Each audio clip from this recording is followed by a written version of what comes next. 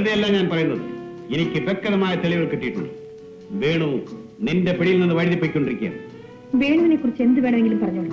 പക്ഷേ അദ്ദേഹം എന്നെ സ്നേഹിക്കുന്നില്ലെന്ന് മാത്രം പറയരുത്. ഞാൻ ഇന്ന് ജീവിക്കുന്നത് തന്നെ അദ്ദേഹത്തിന് വേണ്ടി മാത്രമാണ്. You are A fool. നിന്റെ സൗന്ദര്യത്തിന്റെ വിലയായി ലക്ഷങ്ങൾ വാരിയെറിയാൻ ഇവിടെ കോടീശ്വരന്മാർ കാത്തിടക്കുമ്പോൾ നീ അവന്റെ ഭാര്യയാകാൻ പോകുന്നു. സില്ലി. അതെ, വേണുവും ഞാനും ഞങ്ങളുടെ കുട്ടികളും അടങ്ങുന്ന ഒരു കൊച്ചു കുടുംബം. അത് തന്നെയാണ് എന്റെ സ്വപ്നം. ആ സ്വപ്നം എങ്ങനെന്ന് വന്ന ഒരു സ്ത്രീ തകർത്ത് കളഞ്ഞാൽ നീ സഹിക്കൂ? സ്ത്രീയോ? അതെ, വേണുവിന്റെ മനസ്സിൽ മറ്റൊരു സ്ത്രീ കടന്നുകൂടിയിട്ടുണ്ട്. അതുകൊണ്ടാണ് പഴയതുപോലെ അവനോട് വരാത്തത്.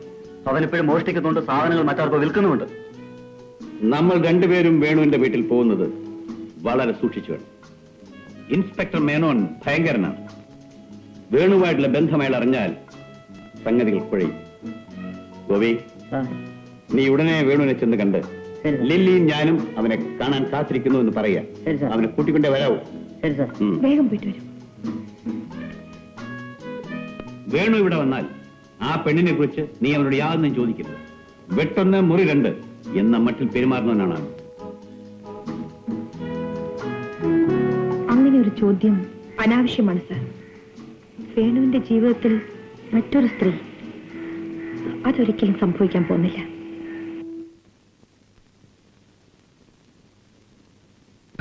ലക്ഷ്മി ഉണരിക്കുന്നില്ലേ?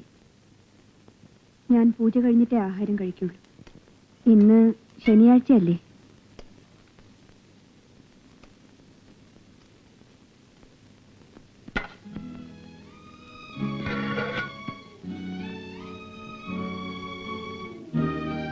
ഈ ചോറ് നമുക്ക് ഒന്നിച്ചു കഴിക്കാം, അല്ലെങ്കിൽ നമുക്ക് ഒരുമിച്ച് പട്ടിണി കിടക്കാം.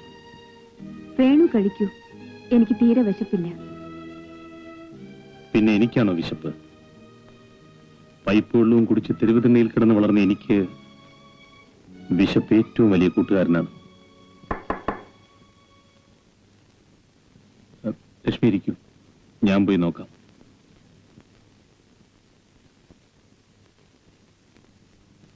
സർ, മുതലാളി അങ്ങോട്ട് ചെല്ലാൻ പറഞ്ഞു.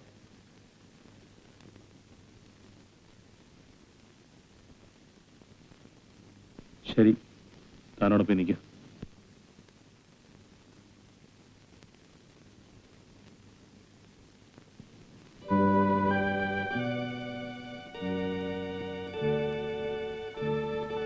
ഞാൻ അത്യാവശ്യമായ ഒരു സ്ഥലം വരെ പോവുകയാണ്. ചിലപ്പോൾ വരാൻ അല്പം വൈകും. കഥ അടച്ചോടെ ഉറങ്ങിക്കൊള്ളൂ.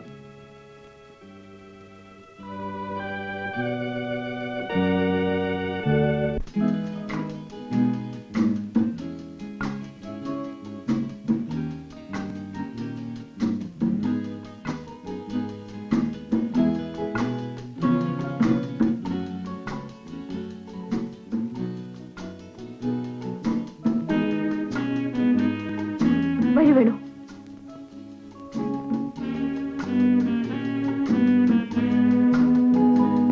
മിസ്റ്റർ വേണു ഞങ്ങളെയൊക്കെ മറന്ന ലക്ഷണമുണ്ടല്ലോ. ഇല്ല സാർ, സഹായിക്കുന്നവരെയും ഉപദ്രവിക്കുന്നവരെയും ഞാൻ മറക്കാറില്ല. ഒരു വലിയ ഭാഗ്യം നമ്മളെ തേടി വന്നിരിക്കുന്നു.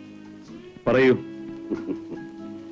അർജുനൻ ചെട്ടിയാരുടെ മകളുടെ കല്യാണത്തിന് പ്രത്യേകം പറഞ്ഞ് ചെയ്യിച്ച വൈര നെക്ലസിന്റെ ചിത്രമാണിത്.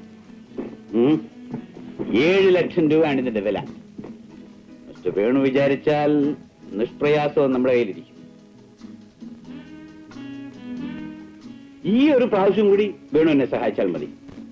മുൻപ് പറഞ്ഞതുപോലല്ല, 50-50 3.5 ലക്ഷം രൂപ ഞാൻ വേണു തരും. നിങ്ങളെ രണ്ടുപേരെയും അപകടമില്ലാത്തൊരു സ്ഥലത്ത് കൊണ്ടുവന്നാക്കുകയും ചെയ്യും.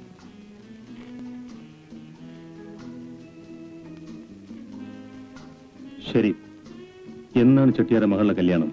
ഇന്ന് രാത്രി 11:30ക്കും 12:30ക്കും ഇടയ്ക്കുള്ള ശുഭമുഹൂർത്തത്തിൽ. വരൂ, എനിക്ക് കുറച്ച് കാര്യങ്ങൾ സംസാരിക്കാനുണ്ട്. Lily, please, വേണുവിനെ ശല്യപ്പെടുത്താതിരിക്കൂ. നെക്ലേസും കൊണ്ട് ഇങ്ങോട്ട് തന്നെയല്ലേ വേണു വരുന്നത്. അപ്പോൾ സംസാരിക്കും.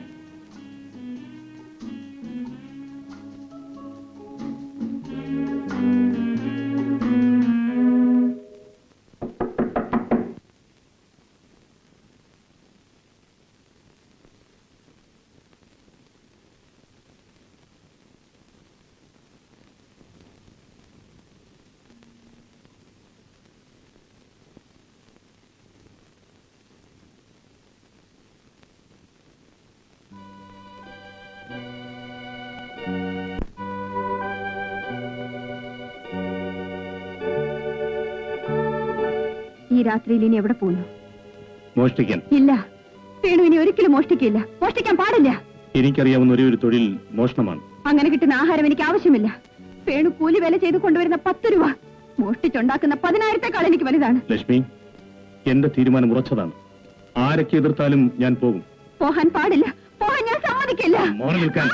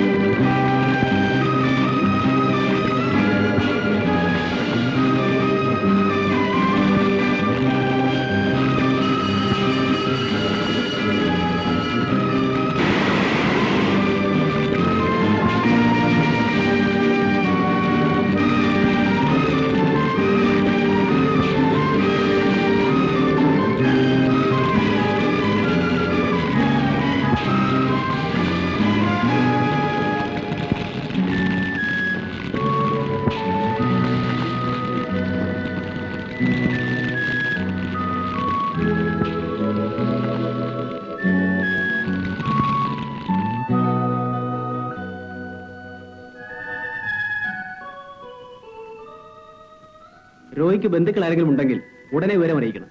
Doctor, I am sorry. വൈദ്യശാസ്ത്രം ചെയ്യാവുന്ന എല്ലാം ചെയ്തു കഴിഞ്ഞു. ശ്വാസകോശങ്ങൾ വെന്തുപോയിരിക്കുന്നു. രോഗി രക്ഷപ്പെടുമെന്ന് എനിക്ക് തോന്നുന്നില്ല.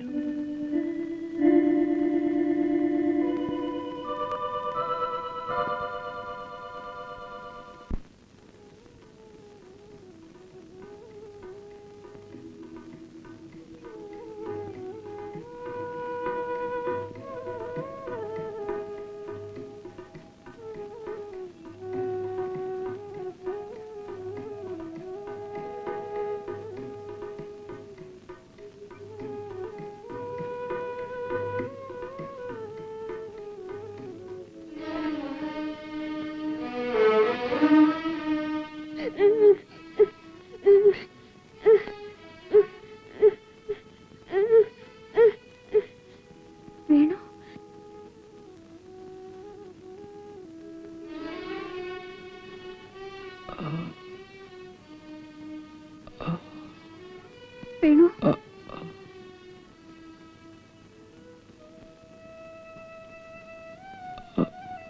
വേണു. ലക്ഷ്മി, ഞാൻ മരിച്ചു പോകും. വേണു, എന്നെ നമ്മുടെ വീട്ടിലേക്ക് കൊണ്ടുപോകൂ. വേണു, അവിടെ കിടന്ന് വേണം എനിക്ക് മരിക്കാൻ. വേണു.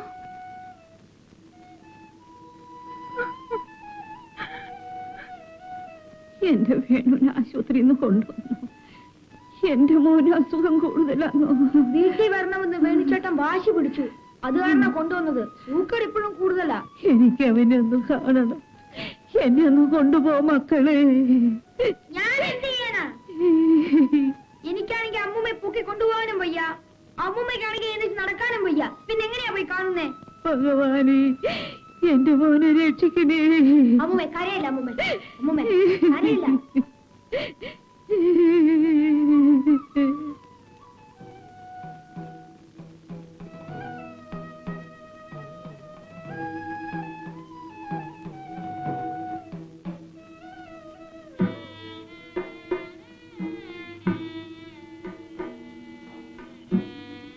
എന്ത് ചെയ്യാൻ, സംഭവിക്കേണ്ടത് സംഭവിച്ചു. നല്ല മനുഷ്യൻ. തനിക്ക് ഒരു ബന്ധവുമില്ലാത്ത ഒരു കുഞ്ഞിനെ രക്ഷിക്കാൻ വേണ്ടിയല്ലേ അദ്ദേഹം ജീവൻ തന്നെ പണയം വെച്ചത്. ആ, നമുക്ക് ആർക്കും അദ്ദേഹത്തെ മനസ്സിലാക്കാൻ കഴിഞ്ഞില്ല. അയ്യപ്പ, ആർക്കും വേണ്ടാത്ത എന്റെ ജീവൻ അങ്ങെടുത്തിട്ട് എന്റെ വേണുവിന്റെ ജീവൻ തിരിച്ചു കൊടുക്കണേ. എന്റെ മോനെ ജീവിപ്പിക്കണേ. എന്റെ ധർമ്മശാസ്താവേ.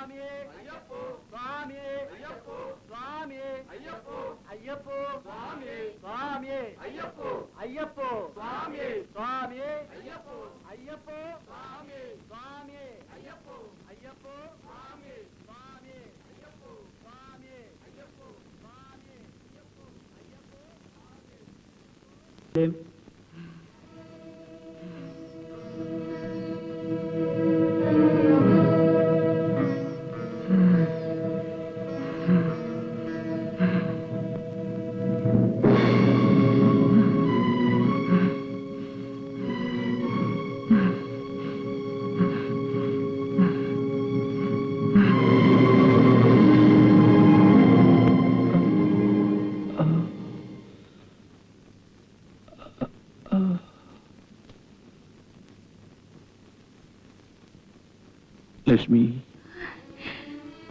അയ്യപ്പ, അയ്യപ്പൻ എന്റെ വിളി കേട്ടു.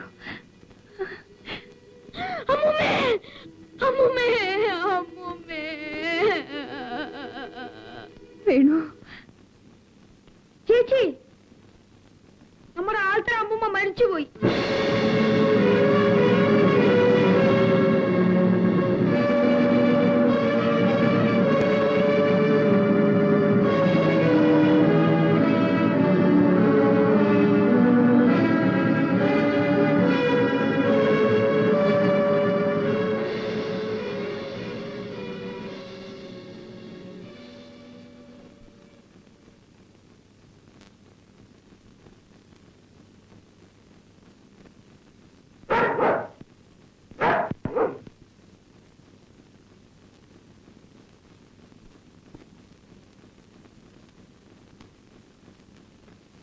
ഈ വേണുവിനെയാണോ? അതെ സാർ, ഇവൻ തന്നെയാണ് അന്ന് എന്നെ അടിച്ചു വീഴ്ത്തിയത്. അടിച്ചു വീഴ്ത്തിയിട്ട് അവൻ ഓടിപ്പോയി അല്ലേ? അതെ. ആ, വല്ലാതെ വിശക്കുന്നു. എനിക്കെന്തെങ്കിലും വേണം. ഒന്നുകൂടി മയങ്ങൂ. ഉണരുമ്പോഴേക്ക് ചോറുകാലമാവും.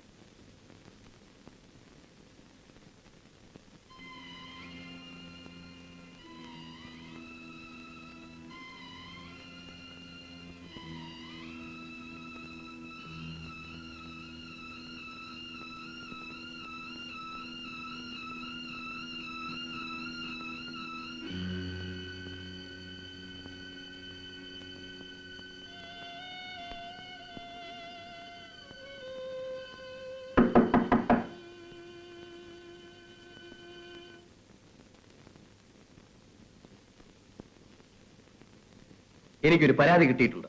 പരാതിയോ? അതെ, നിങ്ങളുടെ ഭർത്താവിന്റെ അച്ഛനിൽ നിന്നാണ് എനിക്ക് അന്യായം കിട്ടിയിട്ടുള്ളത്. വേണു നിങ്ങളെ കടത്തിക്കൊണ്ടുവന്ന് ഇവിടെ താമസിപ്പിച്ചിരിക്കുകയാണെന്നും നിങ്ങളെ വീണ്ടും കിട്ടണമെന്നുമാണ് പരാതിയിൽ പറഞ്ഞിട്ടുള്ളത്. ഇൻസ്പെക്ടർ സാർ, ഭർത്താവിന്റെ വീട് എനിക്കൊരു തുറന്ന ജയിലായിരുന്നു. ഇവിടെ എനിക്ക് ശുദ്ധവായു കിട്ടുന്നു. പ്രായപൂർത്തിയായ സ്ത്രീ മാത്രമല്ല ഞാൻ, വിധവയും കൂടിയാണ്. എന്നെ വെറുതെ വിട്ടേക്കാൻ അവരോട് പറയൂ. തൽക്കാലം ഞാൻ പോകുന്നു. എന്തെങ്കിലും ആവശ്യമുണ്ടാകുന്നെങ്കിൽ ഞാൻ ആളിനെ അയക്കാം. നിങ്ങൾ പോലീസ് സ്റ്റേഷൻ വരെ ഒന്ന് വരണം.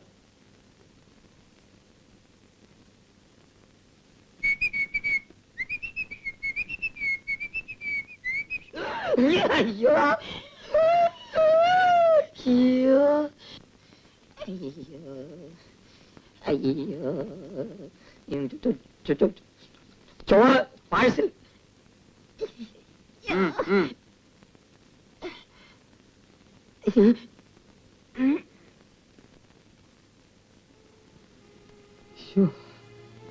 ചേച്ചി പോറ്റിക്കോട്ടിൽ നിന്നും പകർച്ച കൊണ്ടുവന്നിട്ടുണ്ട്. വേണുവിനും കൊടുത്ത് ചേച്ചിയും കഴിച്ചാട്ടെ. ഈ ചോറ് എന്റെ കൈ കൊണ്ട് ഞാൻ തൊടുകയില്ല. ഇത് വേണവനും കൊടുക്കണ്ട. ചേച്ചി? അതെ, ചേച്ചി തന്നെ. ഒരു കള്ളനായ അനുജൻ എനിക്ക് വേണ്ട. കൊണ്ടുപോയിക്കോ. ഈ ചോറിനേക്കാൾ നല്ലത് വിഷമാണ്. വേണു, ചേച്ചി പറഞ്ഞ കൊണ്ടുപോ. ലക്ഷ്മി പറയുന്ന കേൾക്ക്.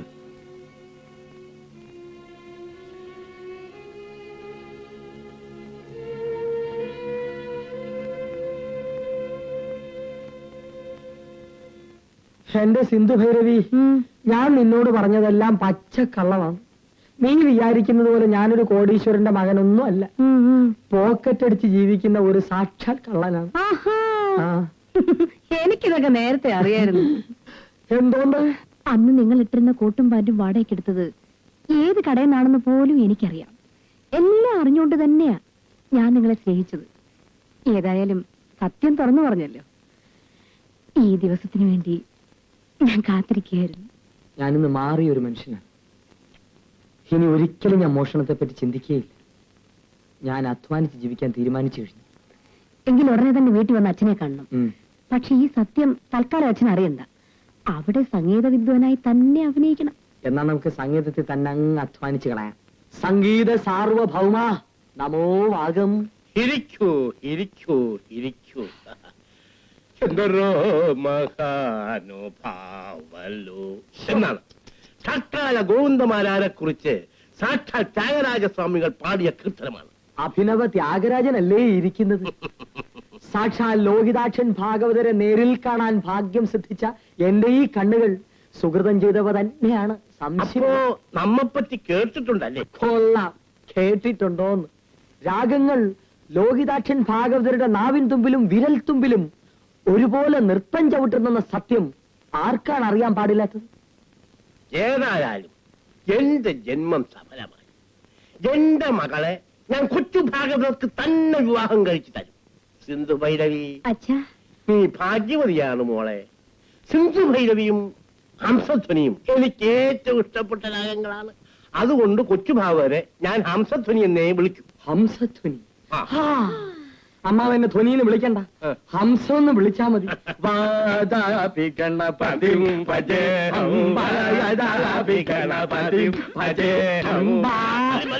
തൃപ്തിയായി. ഹംസധ്വനി രാഗത്തിലുള്ള കീർത്തനം തന്നെ പാടിയല്ലോ. മോളെ, കൊച്ചച്ഛനെ വിളിക്ക്. നിന്റെ വരനെ അവൻ കൂടെ ഒന്ന് പരിചയപ്പെടട്ടെ. അയ്യോ അച്ഛാ, ആരോഗ്യപരമായ കാരണങ്ങളാൽ ഇദ്ദേഹം കല്യാണമേ കഴിക്കണ്ടെന്ന് കൊച്ചച്ഛൻ പറഞ്ഞാലോ? നീ ഒന്ന് ചുമ്മാതിരിക്കേ. ആരൊക്കെ എന്തൊക്കെ പറഞ്ഞാലും നിന്നെ ഞാൻ കൊച്ചു ഭാഗവതൊക്കെ കൊടുക്കൂ. അനിയാ, ആരോഗ്യ ചൂടാമണി.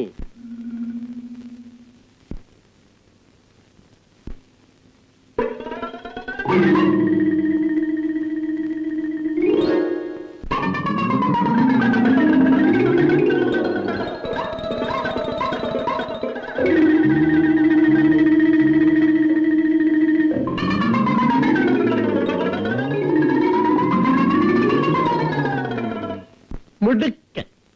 രാഗങ്ങളെ കുറിച്ച് നല്ല വിവരമുണ്ട്. പക്ഷെ ആരോഗ്യം നീർക്കോലി പോലുണ്ട് ശരീരം. ഓരോ കോങ്കണ്ണും. കോങ്ങണ്ട? അണ്ണനൊന്ന് സൂക്ഷിച്ചു നോക്കിക്കേ. ഈ കോങ്കണ്ണനെ കൊണ്ട് എന്റെ മകളെ കല്യാണം കഴിപ്പിക്കാനോ? ഞാൻ നോക്കിയിട്ട് ഒരു കോങ്കണ്ണും കാണുന്നില്ല. നിന്റെ വേറെയൊക്കെ അങ്ങ് മനസ്സിലിരിക്കട്ടെ. സംഗീതത്തിൽ ഇത്രയും പാണ്ഡിത്യമുള്ള ഒരു പയ്യനെ എന്റെ മകൾക്ക് വേറെ കിട്ടിയില്ല. അതുകൊണ്ട് ആരെതിർത്താലും കൊച്ചു ഭാഗവരും എന്റെ മകളുമായിട്ടുള്ള വിവാഹം ഞാൻ നടത്തും. അണ്ണ, എന്റെ മകൾ എന്ന് പറഞ്ഞ് എന്നെ വേദനിപ്പിക്കാതെ നമ്മുടെ മകളെന്ന് പറയൂ. അതെ, നമ്മുടെ മകളുടെ വിവാഹം ഞാൻ നടത്തും. നടത്തോ? നടത്തും. നടത്തിക്കോ.